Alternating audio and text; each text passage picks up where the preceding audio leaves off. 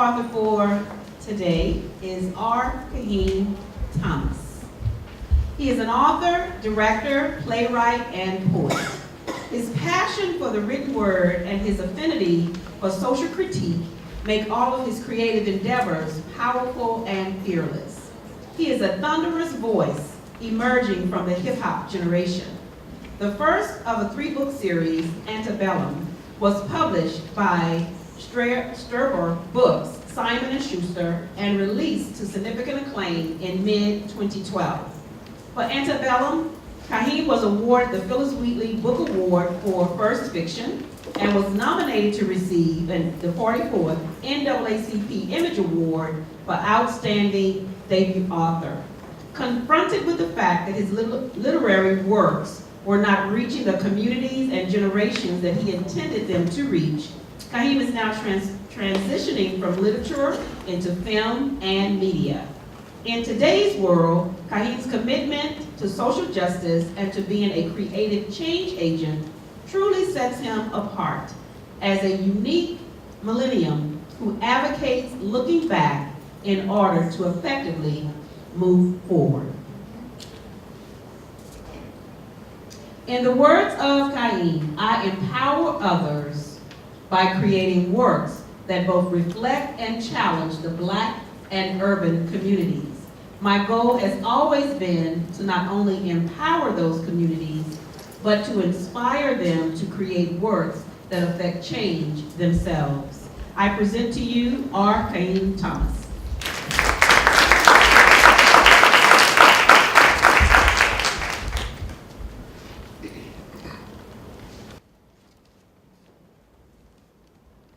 We the people take 400 years of backbreaking slavery and give it back in the form of backbreaking beats that bring back the bricks of beaten bones beneath the headstones. The dead don't die, they just beat back.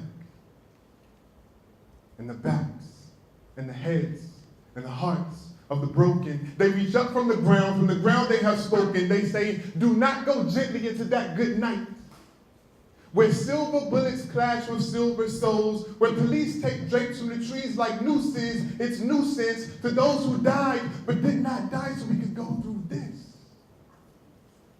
The dead don't die, they just beat back. They send up scriptures through sidewalk cracks and reflect bullets when they can, when they're so angry and so scared that their children's children will kill themselves dead, that they slap away bullets like they wish they could slap away thugs. And send shell casings into tree trunks instead of someone's lungs. They reach up from the ground when the grass is watered with blood. They say, stop, you fools. You know not what you do. And you can hear them when the sirens don't drown out their cries. They die 2 and 3 and 4 and 5 times, and we've wasted so much blood we don't have enough to repay them. So we the people take 400 years of backbreaking slavery and give it back in the form of backbreaking beats that bring back the bricks of beaten bones beneath the headstones. The dead don't die, they just beat back. In your chest, when you realize there's more to life than being put to rest. At the age of 25, they live because you live, and they live because you breathe. Because you inhale this world, yet exhale hope. Because you inhale gun smoke, yet exhale hope. Because you inhale through police chokeholds, yet exhale hope. Because you inhale rust from prison bars, yet exhale hope. You exhale hope, even when there's no air to breathe. When this world has you beaten and down to your knees, the backbreaking days that they've seen brought back to the days of 2016. But they won't let us die, and we won't let us die, and he won't let us die. So we fight back with the fury of 1,000 suns to save our sons, to save the ones we will never see but who will breathe because of us. So we the people, in order to form a more perfect union, we pray for our unions of man and woman, of heart and soul and spirit, of life and breath, of life and breath, of life and breath. We are because they were. And we will always be because we are the people.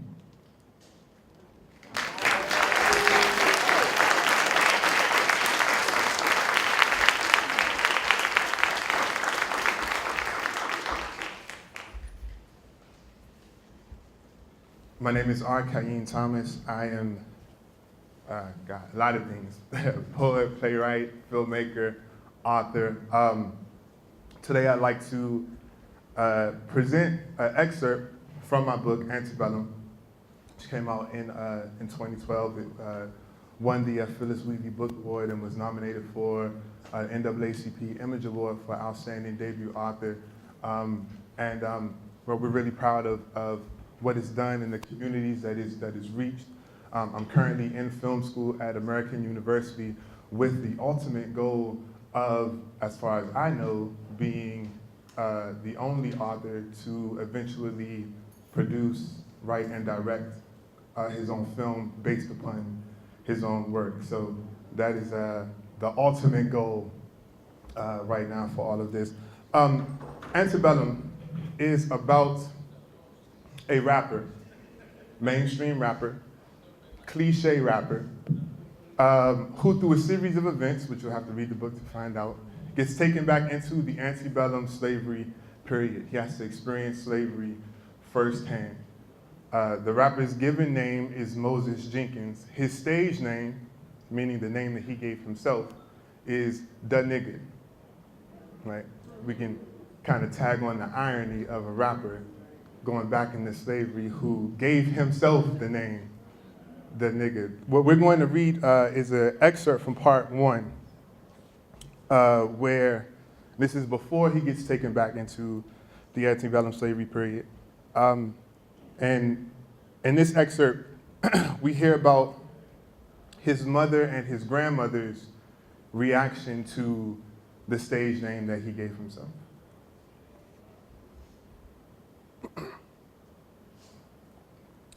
Mama and Big Mama were never too happy about my rapping. Mama was just scared that I would end up like my daddy. I tried to tell her that things were different and I would never be addicted to anything except my rhymes, but she stayed worried. She, of course, never heard about all the narcotics that I've become so fond of. Big Mama's problem, though, was on another level. When I first started rhyming and talking about everything that was going on around me in the street, she would only tell me that she wished I wouldn't curse so much. But when my first single under Cosmos Records was released and she found out that my stage name was Da Nigga, Hattie waited until I flew back to DC to sit me down. Boy, don't you know you got the blood of slaves in your veins? You done gone off and lost your mind. We were at the kitchen table, sitting across from one another. My mother sat beside my grandmother, but their thoughts weren't aligned. Mama was just happy to have her son, the big rap star, home again. Big Mama, listen, it's just a name, okay? It's just a fake name to set me apart from everyone else who's trying to get rich rapping. It doesn't mean anything. That's a load of manure, Moses. Who you got feeding you these lies? A man's name tells the world who he is. Tells him who his family is, what kind of stock he come from. I know, Big Mama, and look, everybody will know that my real name is Moses Jenkins. Everybody will know the name Mom and Daddy gave me. Don't lie to me, boy. I ain't dumb. People get rich and they pick who they want to be. You telling people you don't want to be Moses no more, and you replacing it with the worst name you could think of. No, Big Mama, look, you don't understand. That's not what I'm telling people. She raised her hand just slightly off the table with her palm facing me, and well, I shut up. I could tell it was something she wanted to discuss further. She simply needed me to know how she felt about it. After a few seconds, she looked back up at me perplexed. I just don't understand. You really want every white person you meet the rest of your life calling you nigger? No, Big Mama, look, it's not nigger, it's nigga, okay? My name is Da Nigga. You see the difference? No. I gave it some thought about how I could explain it to her. You see, nigger is like a racist term, right? It's like the thing that white people used to call black people during the civil rights movement and slavery and everything, but nigga, with an A, is like calling someone your friend or your homie. It's like we took the word and we turned the whole thing around.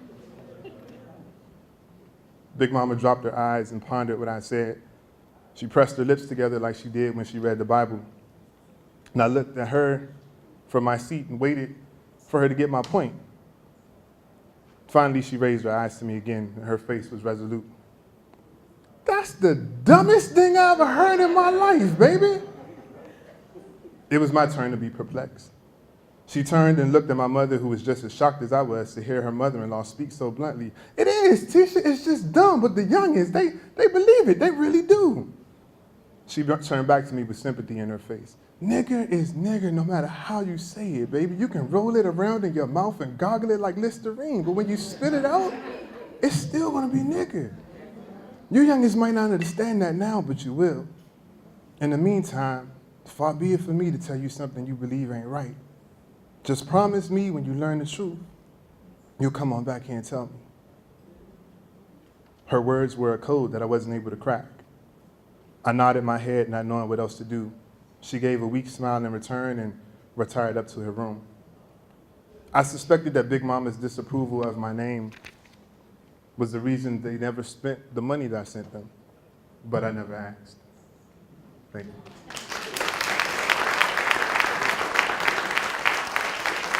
So that was just awesome. Give him another round of applause. So in your bio, you said that you are a social critique. Explain that to us. I believe that when you question your society, you question your reality. So what's going on around you is your reality, but you have the power to change that reality. It's just that most people don't think they do. They take themselves out of the equation and let everything that's happening around them happen without knowing or understanding that you can step in and do something to change that. And so whether it's through prose, whether it's through writing, whether it's through journalism, whether it's through however, my ultimate goal is to let you know that you have the power to step in and change your society and thereby change your reality. So as we conclude with this last author, we know this show is about empowerment, right? So talk a little bit about your idea of empowerment and how your work supports this concept. I think my idea of empowerment comes from two sources. It comes from within and it comes from without. I fully believe that you can empower yourself. I also fully believe that you can be empowered by your community. So in order for me to create, I have to feel empowered to a certain extent from the people and the things around me, right? And that empowerment may not come from the most positive of images, right? But if I see a negative image, if I see a sidewalk memorial, those things get my heart every time. You know, when I see things like that, the fact that I feel like I can do something to maybe prevent one is what empowers me. And the fact that I may create something that may ultimately prevent another one from existing is how I feel like I try to empower others. Thank you so much. Thank you.